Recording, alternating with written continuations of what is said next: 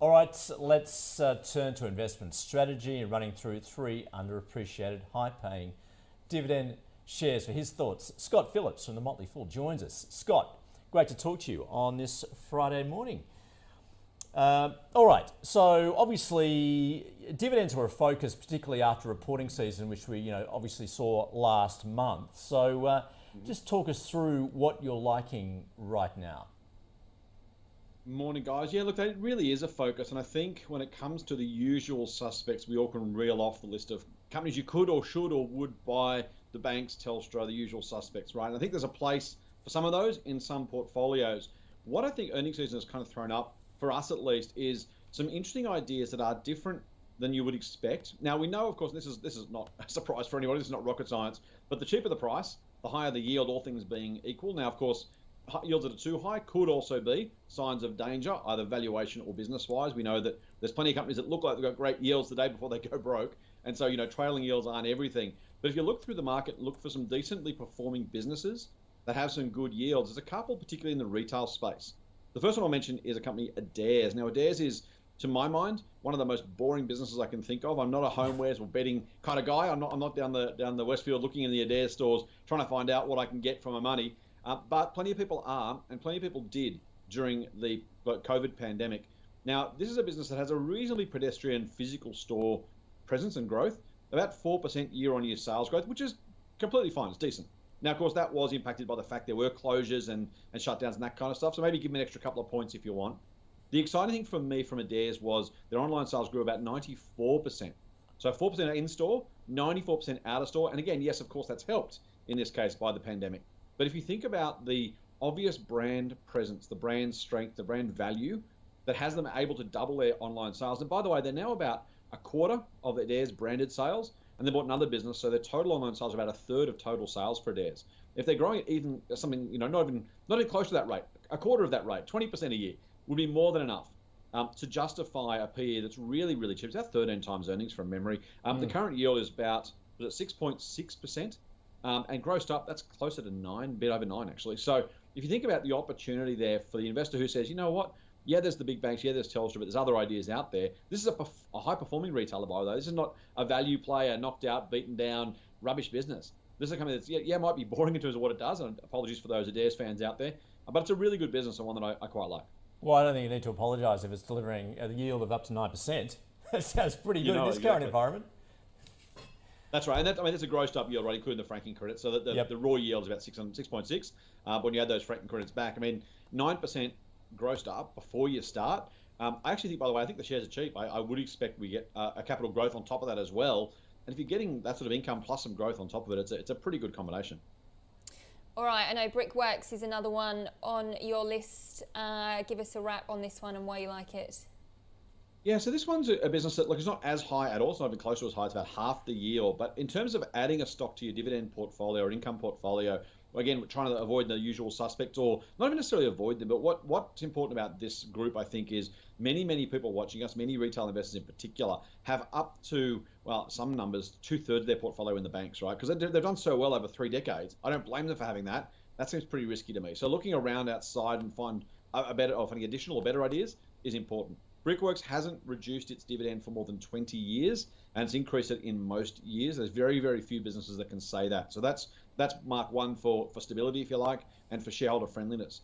It's a business that's obviously in the building materials space. Now, I think that'll be an attractive place to be for the next few years, but I'm not really even using that as the crux of the investment case, because the other two businesses are its property business. Now, this is a really cool one. If you don't know the Brickworks business, it's in the business in part of brick pits. And if you've been to, say, Sydney Park in Sydney, and I'm sure there's others around the country, they buy land that's on the urban fringes because they use it to make bricks and then sell them to the houses that are being produced around and about the brick pit. And then by the time the brick pit's finished its useful life, the housing and the urban sprawl has continued well past that. All of a sudden, they're sitting on a gold mine. That land they bought for nothing on the urban fringe is all of a sudden in the middle of suburbia, and you can convert that really nicely into a piece of usable commercial, industrial, residential land. It's also, by the way, got a cross shareholding with Soul Patts, Washington H. Soul Pattinson. I'm a shareholder of Soul Patts, by the way. But Brickworks, that cross shareholding is super valuable to both companies. Soul Patts is a great business, really super well run. So you got to getting all those three parts with Brickworks. Plus, I said a 3.1% yield that grows up to about 4.4% on my numbers. And again, a business that hasn't cut its yield in 20 years, and think about what the last 20 years contained, including the COVID pandemic, recession, and the GFC. It's a pretty attractive way to think about how to, banks cut the dividends last year. Most companies did. Brickworks didn't, and that's a nice reason, I think, to have it in a dividend portfolio. Yeah, just taking a look at that, it's had a normal, its dividend has been maintained or increased every year since 1976. Not bad, is it? Yeah. All right, take us to the third, Accent. All right, yep, go for it. No, guys. So this is another retailer, and in a different space to Adairs, thankfully. No more bedding and linen. But this one's, again, if you're not in that business core market, Accent Group is in the business of sneakers mostly and footwear more broadly. Now, that's for some people of a certain age. I'll include myself in that. I don't have the slightest bit of interest in shopping in any of Accent stores, but plenty of people do. And there was some concern during the early days of the pandemic that maybe its most kind of the cool kid sneakers, the $200 sneakers, the ones they line up around the block for, that might have been really vulnerable to an economic downturn. Now, that ended up not being the case, but also, as we know, the downturn was short and sharp. If you think about the growth of that business as a result, and the way they're doing a fantastic job, again, like Adairs, Accent selling great amounts of product online, doing a really, really nice job of that, getting really strong growth at store level and online. So Adairs is growing okay at store level, fantastically fast online. Accent is getting both done, not growing quite as fast online, but growing really, really nicely, and not only growing stores, but opening more stores. And if you think about that again, so same store sales up, store count up, online sales up. That's a nice three-peat kind of story. Now, the share price has been on a bit of a decent run over the last couple of years. You can see some of those charts there look really, really attractive. If you think about the yield, though, it's offering 5.2%. That's 7.4% grossed up for a business, again, that's growing. Now, I don't know whether investors are looking at these saying, yeah, we know 2021 is going to be tougher, and it will. Some of these companies might even have negative same-store sales growth year on year because we all went out and bought extra bed sheets or extra whatever. I don't know if we bought extra sneakers, but, it's possible that even sales growth moderates or maybe is negative for a short period of time, maybe during March, April, May, June. But over the long term, the growth they're getting in-store and online really speaks to the brand power and value. And the sort of valuations, I think Accent's at about 15, 16 times earnings.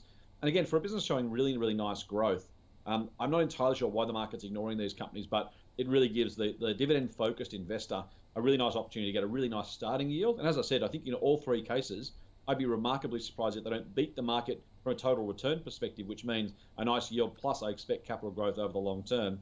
If you're getting that and you're getting a nice yield that's, by the way, fully franked, which often helps the tax bill, it's a really nice combination.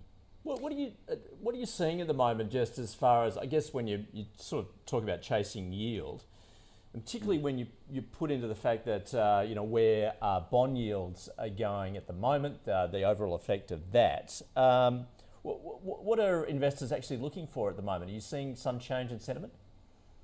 It's a really good question. And we know, look, you were just speaking to Mark, and we talked, the price of assets is going up because the yields are falling, right? And we know that's true. What that does, of course, is it has been a really nice tailwind for share prices, but it makes the dividend investor's job really, really tough. We run a service called Motley Fool Everlasting Income, and the idea of that service is to try and, as it literally says on the tin, provide income from dividends without having to sell the capital, right? So it's turning a portfolio into an income stream. Now, I don't mean that as a plug, but we used to be able to get 4.5%, 5% yields pretty easily across a portfolio of 19 or 20 companies.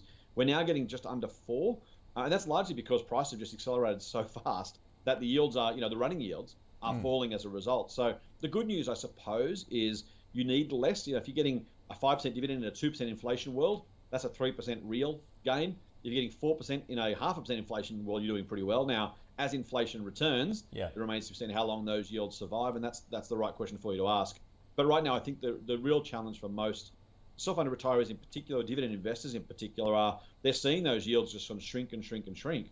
It's really hard to find a lot of great investments, particularly diversified investments. You don't want 4 big banks and Macquarie and say, I've got a diversified portfolio, right? You want to have maybe one bank, maybe a whole lot of other stuff. Maybe you've got Telstra in there. I own shares in Telstra.